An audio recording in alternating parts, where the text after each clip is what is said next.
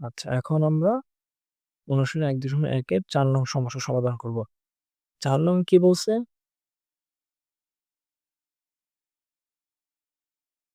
৪ নং কি বলছে? ৯ অঙ্কের বৃহত্তম ও ক্ষুদ্রতম সংখ্যা লেখো। এখন আমাদের উদাহরণ ৩ এ যদি তোমরা মনে থাকে তাহলে উদাহরণ ৩ এ কিন্তু এরকম একটা অঙ্ক আমরা করেছি। তো চলো উত্তরটা আমরা দেখি। দেখো এখানে কি বলেছে উদাহরণ ৪ প্রশ্নটা আবার এখানে উঠে এসেছে ৯ অঙ্কের বৃহত্তম ও ক্ষুদ্রতম সংখ্যা লেখো। সমাধানটা কি বলছে? আমরা জানি বৃহত্তম হোক বা নয় তোমরা তো ঠিকই জানো যে আমাদের ১০ টা অঙ্ক আছে। ১০ টা অঙ্কের মধ্যে সবচেয়ে বড় অঙ্ক কোনটা? ৯, তাই না? তো এইজন্য বলছে এখানে আমরা জানি বৃহত্তম সংখ্যা ৯।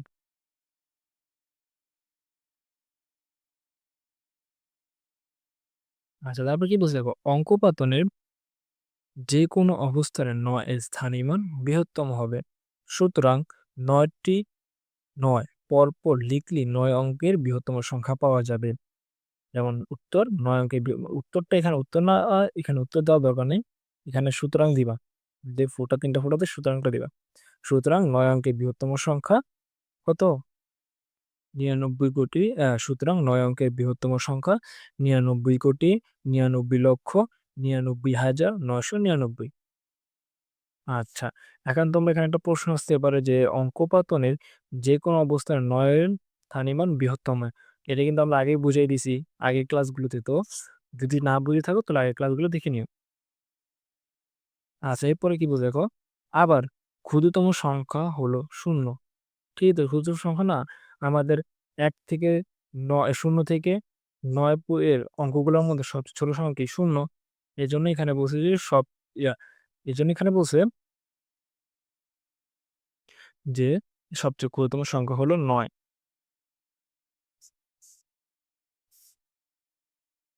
আচ্ছা তারপরে কি বলছে দেখো, এর উম পরপর ৯ টি শূন্য লিখলে কোনো সংখ্যা প্রকাশ করে না। সুতরাং সর্ববামে সার্থক সর্ববামে সার্থক ক্ষুদ্রতম অঙ্ক ১ নিয়ে পরপর ৮ টি শূন্য বসালে ৯ অঙ্কের ক্ষুদ্রতম সংখ্যা পাওয়া যায়। এখন তোমরা জানো আমরা এখানে কেন ১ টা বসাইছি? যদি আমরা আবার বলি দাঁড়াও এখানে যদি এটা আমরা আবার বলি দেখো কি হবে যে, যদি আমরা ৯ টা শূন্য বসাই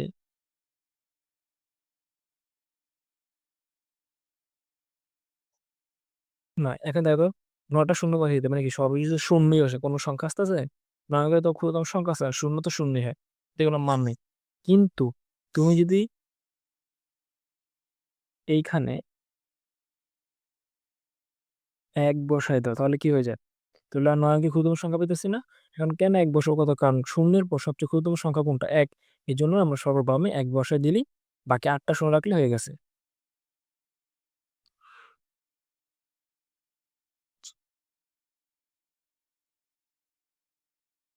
হুম,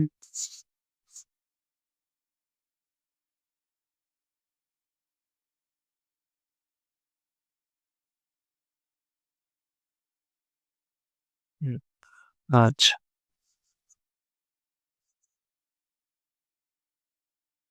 তারপরে কি বলছে?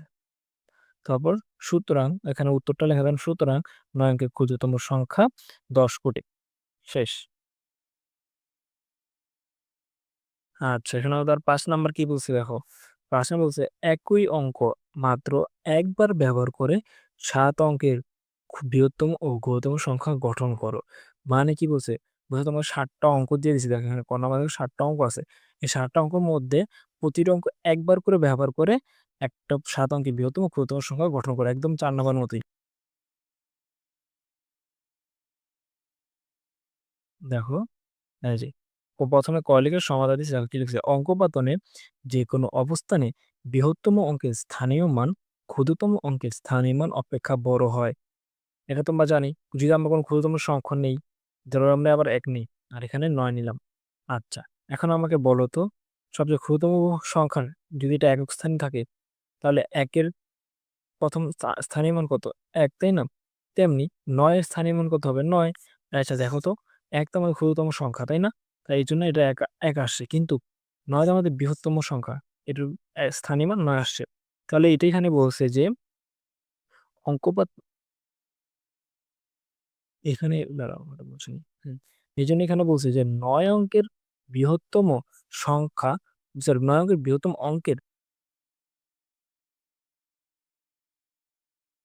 হুম, এইজন্য এখানে বলেছে অঙ্কোপাদনের যেকোনো অবস্থানে বৃহত্তম অঙ্কের স্থানীয় মান ক্ষুদ্রতম অঙ্কের স্থানীয় মান অপেক্ষা বড় হবে। এরপরে কি লেখছে দেখো এখানে দেখো বড় থেকে ছোট আকারে সাজিয়েছে ৯, ৮, ৫, ৪, ৩, ২, ১। সুতরাং বড় থেকে ছোট ক্রমে অঙ্কোপাতন করলে বৃহত্তম সংখ্যাটি পাওয়া যাবে। উত্তর বৃহত্তম সংখ্যা ৯৮,৫৪,৩৩১। এখন আবার ক্ষুদ্রতম সংখ্যা বলছিল না তো আবার। এখন ছোট থেকে বড় আকারে সাজাইছে। এরপর কি লিখছে? সুতরাং ছোট থেকে বড় ক্রমে অঙ্কোপাতন করলে ক্ষুদ্রতম সংখ্যা পাওয়া যাবে।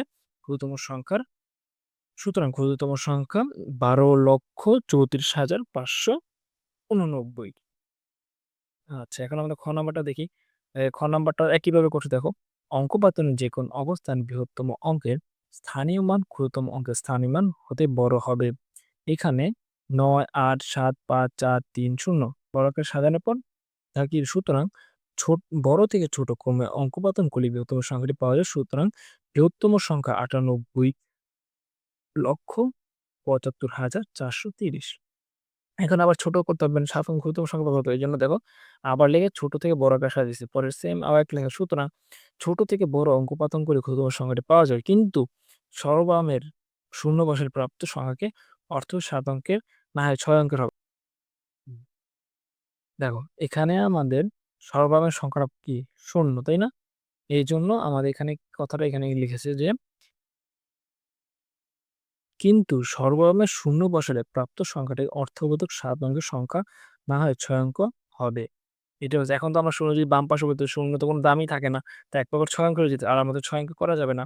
এটা আমরা উদাহরণ ৪ এ হ্যাঁ ৪ এ করেছিলাম। যেখানে ছিল তো কি করছিলাম শূন্যের পরবর্তী যে সবচেয়ে প্রথম সংখ্যা ওটাকে শূন্যের আগে বা সরবামে বসিয়ে তারপর শূন্য বসানোর পর তারপর ছোট থেকে বড় আকার সাজিলে আমাদের অঙ্ক হয়ে যায়।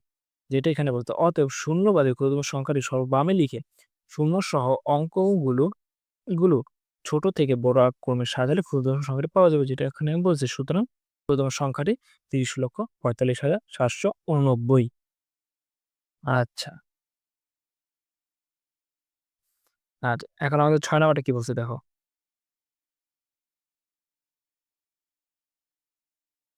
৬ বলছে তে ৬ নাম্বারটা দেখো কি বলছে ৭৩,৪৫৫ এর অঙ্কগুলোকে বিপরীত দিকে সাজালে যে সংখ্যা তা প্রকাশ করতে বলছে। আচ্ছা আমরা এটা প্রকাশ করি চলো।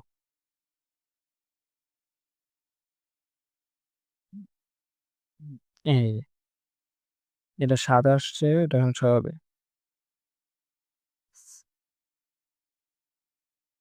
৬ হবে।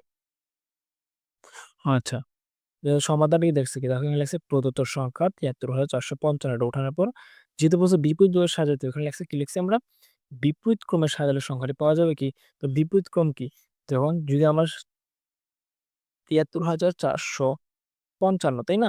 এখন এটা বিপরীত ক্রম হলে কি হবে? এইটা এই ৫ আগে আসবে, তারপরে ৫, তারপরে ৪, তারপরে ৩, তারপরে ৭ না? তো এটা লেখলে কি হয়ে যায় যে ৫৫,৪৩৭।